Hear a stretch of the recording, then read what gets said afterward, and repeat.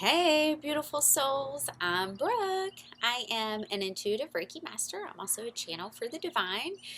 And my guides have really been pushing me today to get on here and talk. It makes me really uncomfortable when they push me to talk about some of the things that I'm about to share. Okay, it makes me have a little anxiety, right? Because it's getting real, it's getting vulnerable, it's speaking my truth, it's speaking about my journey, right?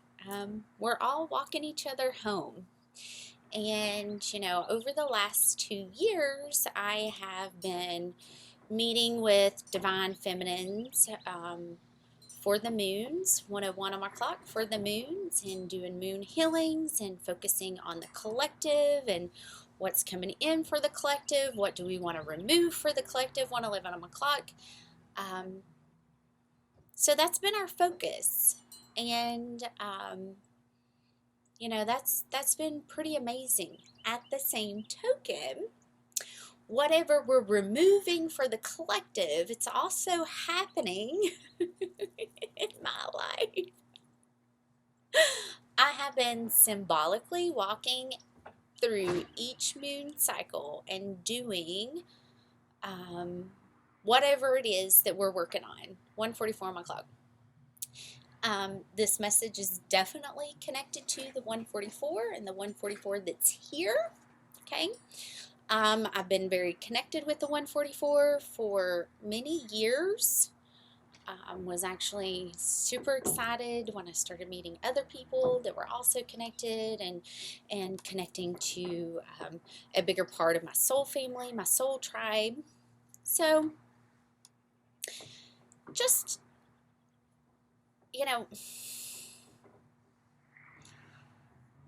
everybody starts 222 on my clock. Everybody starts the twin flame journey ultimately searching for love, searching for their twin, searching for their divine counterpart, right?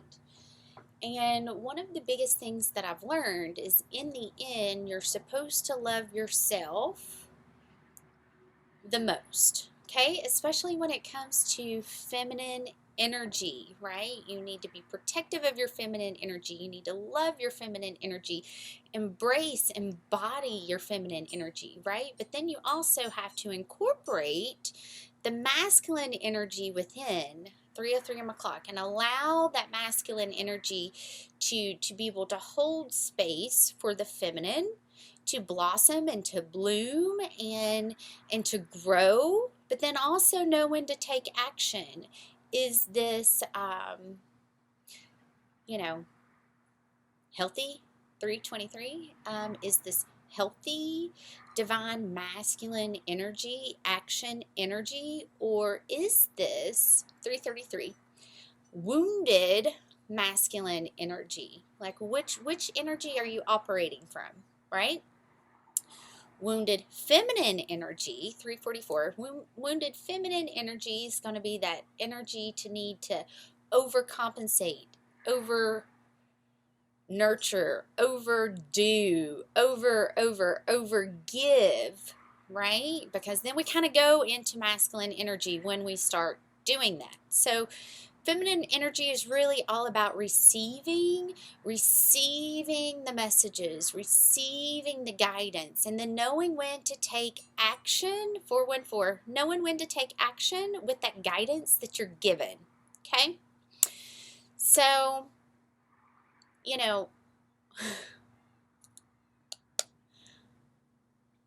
I have been guided to show up many places over the last 2 years, to call in the angels, to open the portals, to bring in healing, to send healing back out.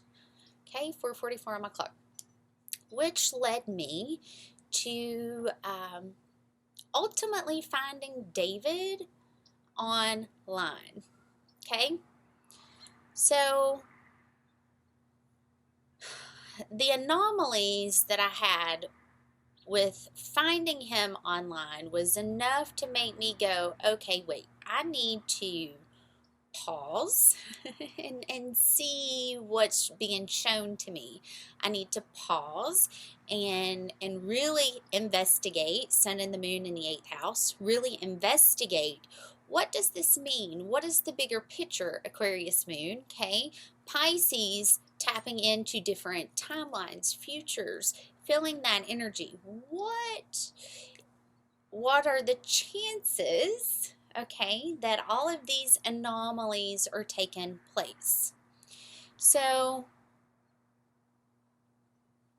I was told to show up to Don't Trip and to just meet him. 555 on my clock. Okay. I will admit that,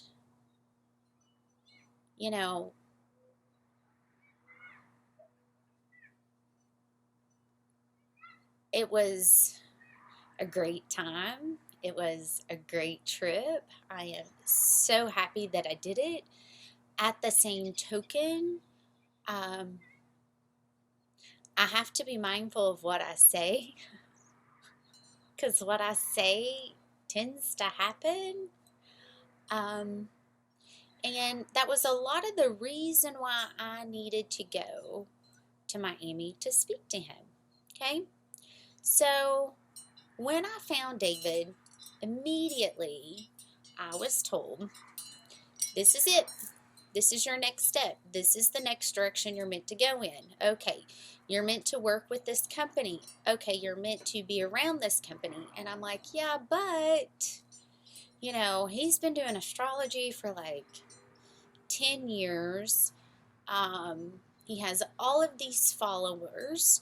How would I ever be an asset to this company, right? Which led me to really the last 6 months, okay? So I show up 7:23 and it's frozen. I show up in Utah and desperately wanted to speak to him alone, just to be able to talk about some of the things that I'd put together. Like, what's the chances that he shares the same birthday as my mother? Our brothers share the same birthday. His dad's celebration of life was the same day that my grandmother passed. His Nana's birthday is the same day as my aunt's. His Jupiter went direct on my dad's birthday. Like,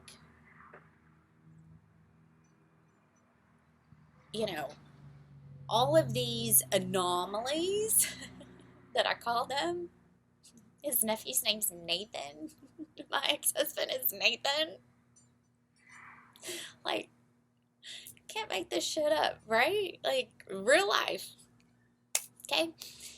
So that was enough for me to go, okay, I need to investigate this a little bit more. I need to dig into this a little bit more. I need to really see what all this means.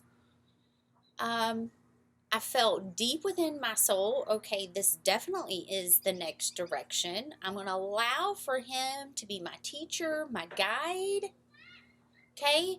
Because, one of the biggest things in the healings that I've been doing, and my guides have been adamant about this on my journey, is that, you don't put attachments onto people being certain, 911 on the clock, being certain things or what we think they need to be.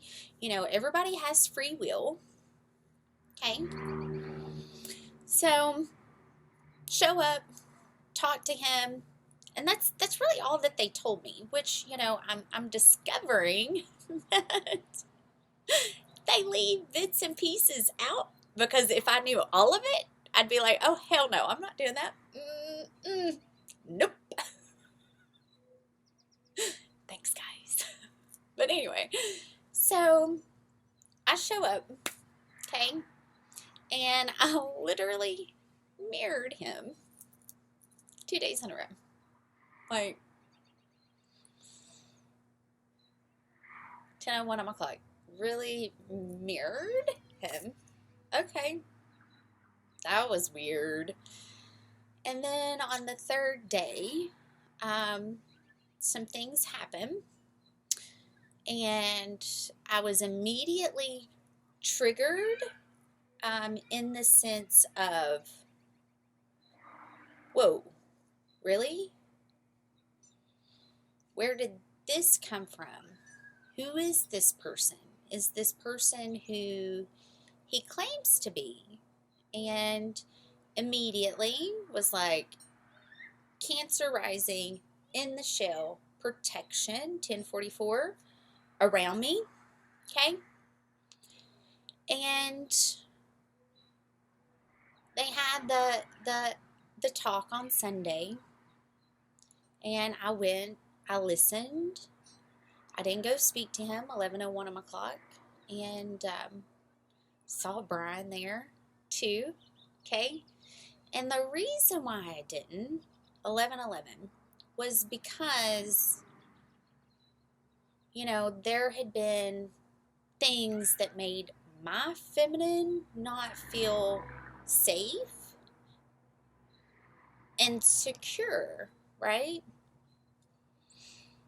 Okay, but at the same token, in honoring myself, you know, I had to listen to that. I had to honor me and what was being brought up and what I was feeling. At the same token, like, I'm not speaking bad about David, by no means. Like, I have mad respect for him and what he does in the classes that he's taught. You know, this was just my experience and part of my journey, okay? So on Monday, the girls next door saged everything and the energy was cleared. And I had a moment to speak to him. Gotta love this Aquarius moon. So he's speaking about Ashley, 12/22, 12/23. And, you know, I'm just listening and found an opportunity to go, hey, 1, 2, 3, 4, things are moving forward. Can I share something with you? And please don't judge how my intuition works, but this is just kind of how my guides work and how my intuition works. You know, you really triggered me when you brought up her name. And he was like, well, what do you mean? I said, well, you posted a picture, and my guides immediately took me to her classes. And I zoomed right in on them, and they were Prada. And immediately I hear the devil wears Prada. And I was like, well, that's random. Why am I getting that? What's happening? So I'm telling him this story, and I said, but that wasn't the part that got me. 1331. That wasn't the part that got me. It was the fact that the next day you and Craig were talking about her and you say her name, Ashley. And I immediately closed the laptop. Called my girlfriend. I'm like,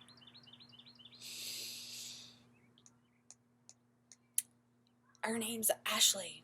Like, what's the chances? What's the chances? Her name is Ashley. So, Ashley was my friend that slept with the first guy that I finally was like, okay, you know, I'm going to be open to this. I'm going to be open to dating. And it was definitely the first guy on this journey. It's like, I don't even think I can listen to him anymore. As if the shit wasn't getting any more weird. Okay. Cool. So then,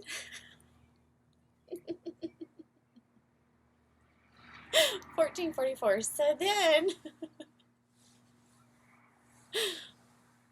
I asked him, why do you call yourself David Crockett? And he goes, I know, David Crockett's from Tennessee. I said, yep, nope, that's not why I asked.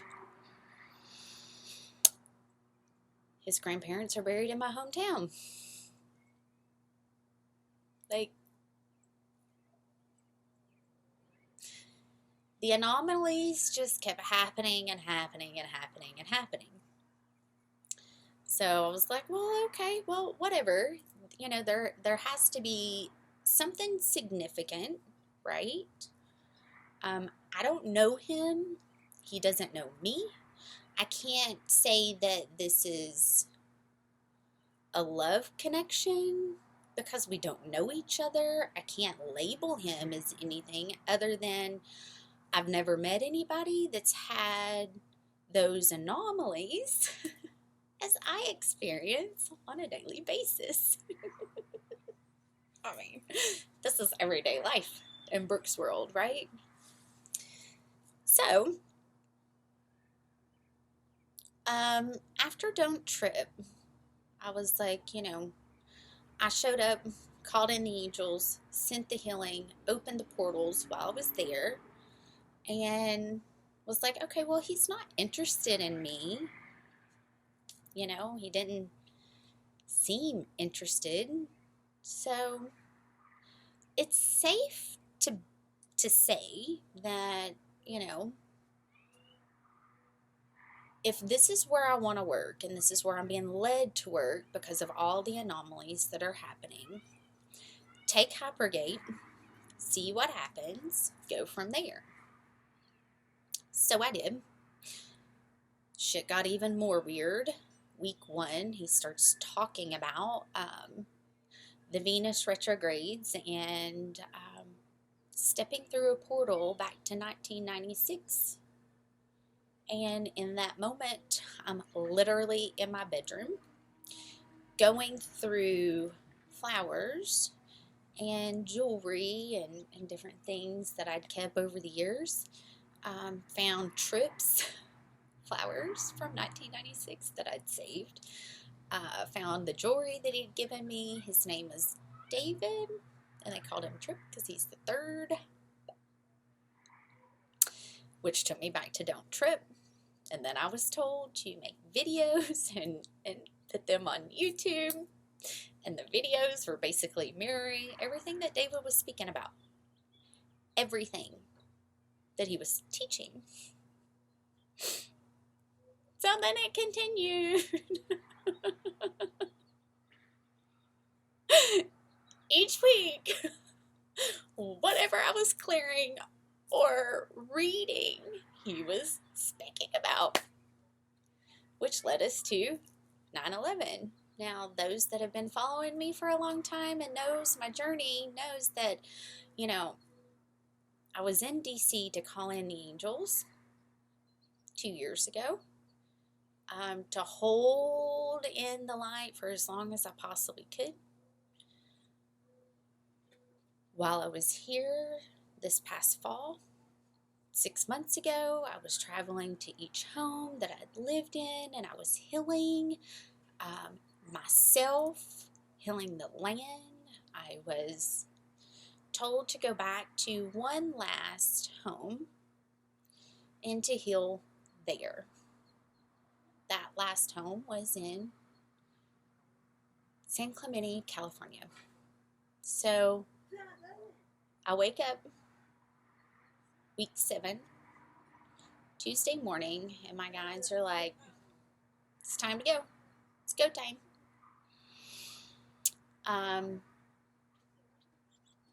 I was told to go back to San Clemente, do the healing, call in the missing soul fragments, send the healing back out, and then go to Shasta to ground that in.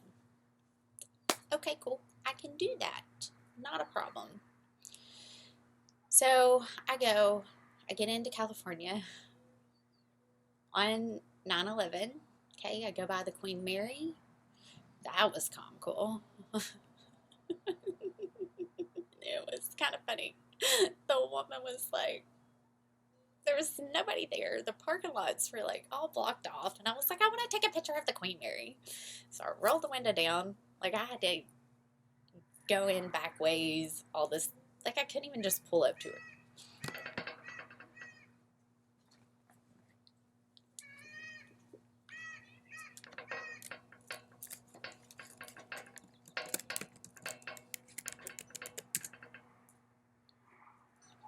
Don't know what happened.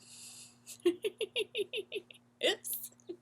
It went black. So, 2021, 2022. Okay, so I have to go around to get into this woman that's policing the parking lot.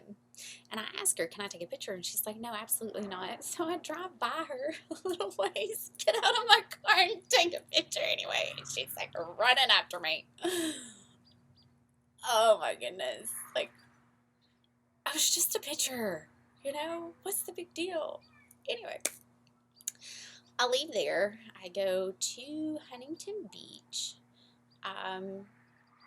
to call in the angels, bring in the protection, and to see my people. I mean, you know, Mars does rule my midheaven. So, you know, I am the warrior, right? That is my midheaven. So, I do that. I'm leaving, and I'm looking up at the moon and Venus, and I immediately start crying because at that point I had traveled to the end of the United States to call back missing pieces of myself to make me whole, to heal me. Okay, this had nothing to do with David. It was about my healing. And knowing how important it was to call that energy back from my marriage to allow for the integration and the healing to take place that needed to take place for now, right? So I'm getting gas, I'm looking up at the moon, I'm looking at Venus, and I immediately start crying. And I'm like, I can't stand here in the parking lot, 2222. I can't stand here in the parking lot crying at the Chevron. So I pull down the road a little bit, and I get out of my car, and I'm just in awe at every single step of that trip, like every single step. Like I had to stop. I stopped like somewhere in Arizona at a 76 and to take a picture of the moon and Venus, and my name was in the sign. Like the entire trip was pure magic. And you know, if I'm taking this class and I'm allowing David to be my teacher, okay, then I have to live it. I have to embody it. I have to feel the energy. I have to feel the guidance. I have to follow the synchronicities, right? So I look in front of me, and everything that I had been through was staring right back at me. Everything. The U-Haul place, the Honda dealership, and I just cried even more. I had a moment. I thanked him for all his wisdom and his knowledge. I thanked him for everything that I had learned, everything that I had experienced. I thanked him for teaching me and not even knowing me from Adam. Like, he doesn't know me, you know? So I'm like, okay, I either go to St. Clemente tonight or I get a room and get up and get ready, and I go to St. Clemente and go to the beach in the morning. So my guides were like, Brooke, it's time to pause. You know, it was only like 7:30, something like that. So I had more than plenty of time to get down there. But they told me to pause and wait. So I did. I get a room. I get to the top of the steps, and my room number is 323. Okay? That's the moment or the time that we met in Utah. Obviously, if you're going to study astrology, you know, you need to know the time, the location, whatever, right? So I fully surrendered and allowed David to be my guide. I get to my room, and it's 3:18. On 3/18/2020, I purchased my Queen Bee plaque.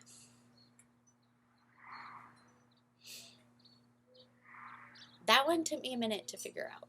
I was like, what's 3/18? 3/18. So then I started looking at the dates. Then I started looking through text messages, whatever, and it led me to that, right? Found the picture that I took, and I was kind of mind blown at that. So I get in the room, and I hear, or my phone goes off, and I get the message that his dad's passed. And I'm like, well, that's the reason why I was told to pause. I was told to pause. So, Cindy and I got on the phone. We immediately started sending prayers. I called in the angels. She helped me. Immediately knew, David has a ton of light workers that are following him, and everybody loves him. Everybody loves him. And they're going to feel the impact, the ripple out effect of what that impact had on him. So I did what I've done every single moon, every single time I've been asked. I called in the angels, and I sent so much love to those that he's leading. That was the whole point of it. So I get up, I go to San Clemente the next day, and, my trip was even more magical after that point, Immediately the plans changed. I was told not to go to Shasta. I was told to go to Sedona. I had been told to bring an offering for the healing that I was going to do with the integration of the masculine and the feminine hearts, and to do a water healing in Sedona, and to allow for that integration to happen. So on the way up there, I at this point had started noticing that, okay, there's a story being told to me. Just follow the story and let it all play out. So I go a little north of Sedona, and I found a beautiful little place that had little mini cabins in the woods. And as soon as I pull in, there's a shamrock truck. There's an old truck that's red, like a really old truck, a fire truck, parked outside. The bees started showing up on the drive in. I passed Bumblebee, Crown King Road. That was kind of funny. All the bees were showing up. Okay. So I get to the rooms, and they had 9, 10, 11, 12 open. And she told me that I could go look at them and pick which room I wanted to use. So I went with room 11. And this is Yellow King Shoemaker, I think was the name of the room. So I stayed there. There was no cell service. There was no Wi-Fi. And fell asleep, woke up at 3:33. Then, went and got some food. I ate, did more of the healing. And then passed out, slept until 6 a.m. And then got up the next day, started the rest of the way on my journey. And the journey was pure magic. I mean, the whole trip was pure magic. And, finish Hypergate, learn a lot, truly humbled, thankful for that. And the synchronicities kept happening. to the point that I was like, well, then, I guess I am meant to work with him. I guess this really is my next step. I have always practiced non-attachment to any outcome when it comes to him. Okay, it was very important for me to do that. It was very important for me to allow for him to be my guide and my teacher. At the same token, when you talk about these things, people automatically assume or associate that you're doing it because you're trying to get them, or you're doing it because, you want to date them, or you're doing it because whatever, and that wasn't my intentions ever, okay? My intentions were to show up, to deliver the message, to call in the angels when I was asked to, okay? So, I felt it was vital to deliver a message while he was in Miami. Felt that it was vital to explain to him some things about Don't Trip. I felt that it was vital to share part of my journey so he knew why I was there, which was absolutely amazing that I was able to do that. And,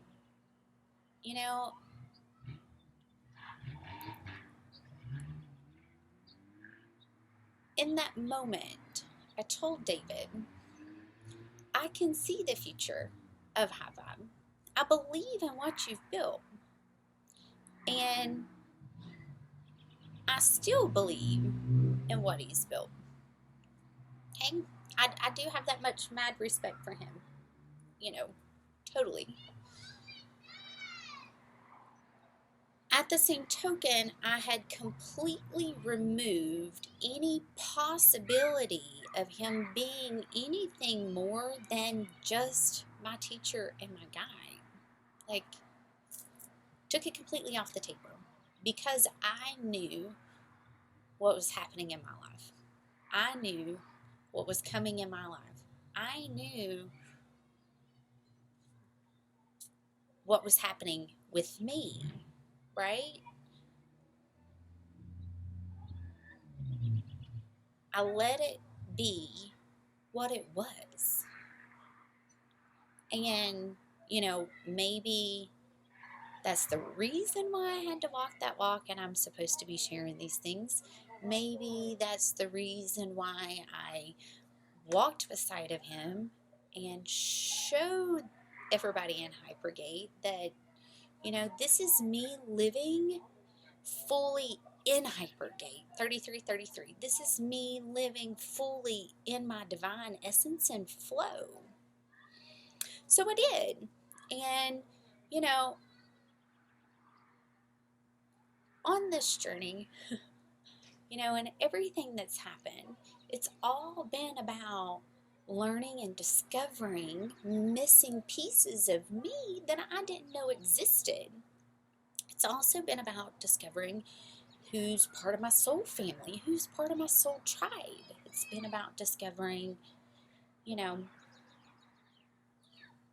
the truth, speaking the truth, being the truth, leading those that are speaking the truth energetically. So, I was asked to share this. It makes me really uncomfortable. Okay? Really uncomfortable. But I'm doing what I'm told. I don't like doing that. So I was telling my aunt about everything that happened. She was like, yeah, I remember that. Yeah, I remember that. Yeah, oh, wow, yeah, that did happen, huh? Like, I still, to this day, am like, well, if our paths are meant to cross again, they will. you know, all I can do is say, hey, David, you taught a great class. You know, it it really helped me to be able to trust myself.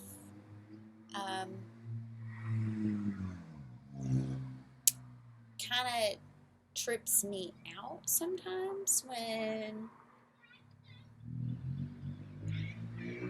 I go back and see it and experience it and relive through some of my videos that I posted. Like, things were getting so intense that I had to stop. I had to stop sharing. I had to stop talking about it because it was almost too much for my brain to process. I actually told Aaron this a couple of weeks ago. He took Hypergate with me, that, David's always saying, don't be crazy, don't be tripping. And I'm like, well, this shit makes me trip. Like, what the fuck does this mean? You know? I accepted it for face value. I accepted it for what it was.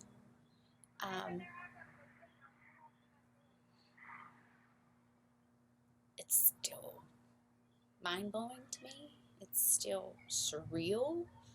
Like, what's the chances?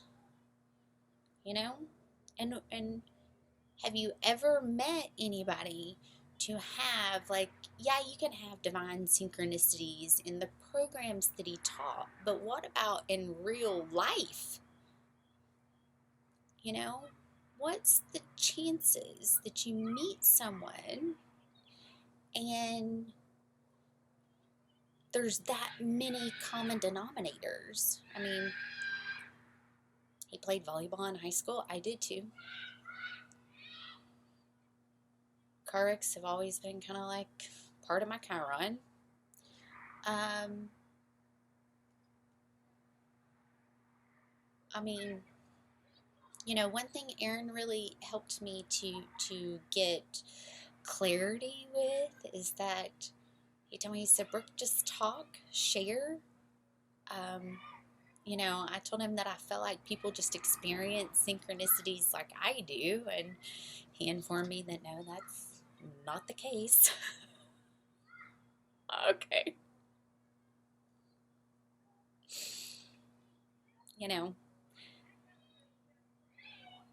So that's what I'm doing.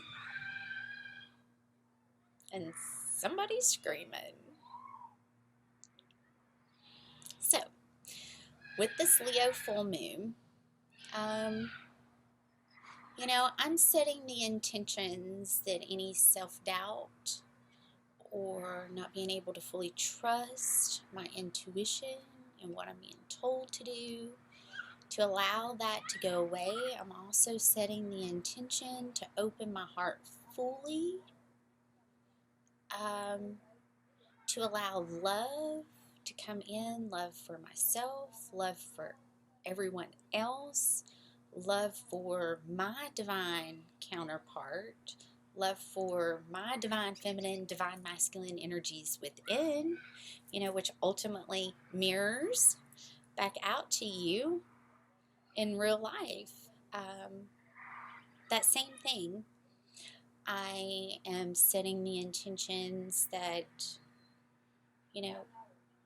God's army gets a little stronger, that the people that I'm meant to be working with find me, that the people that I'm meant to be surrounded by show up, that my next steps be provided for, and that not be a worry that I have,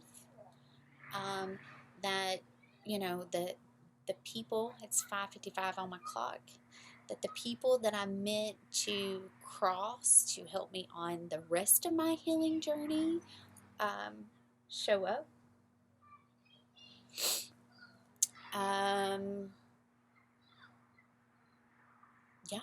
Protection for my children, protection for my family, protection for myself,